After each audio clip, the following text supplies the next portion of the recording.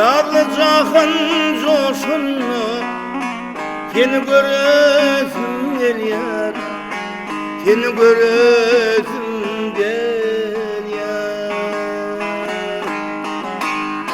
Gökte şapka olmatınla seni göresim geliyor, seni göresim geliyor.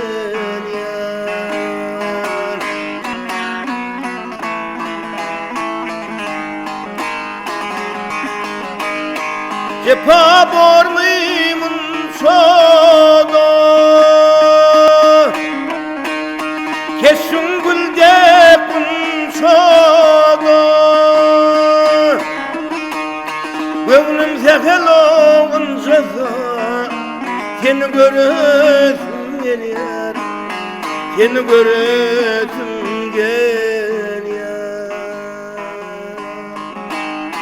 Gönlüm zehel olunca seni göresim geliyor, seni göresim geliyor.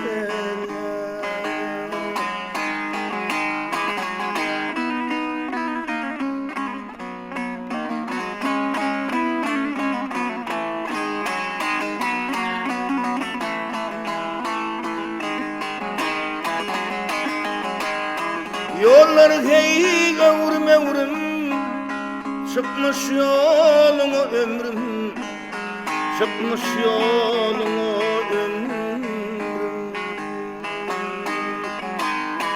Yüreğimi köle ömrüm, seni göresim geliyor, seni göresim geliyor.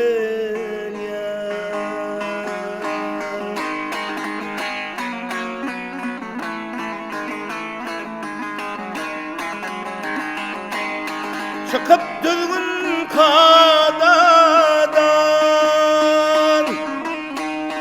gittemdim bu adadan.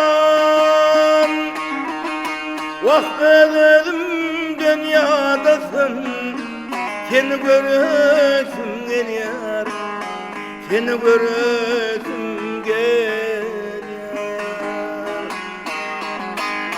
Ömrümden o yadasın, seni göresim geliyor, seni göresim geliyor.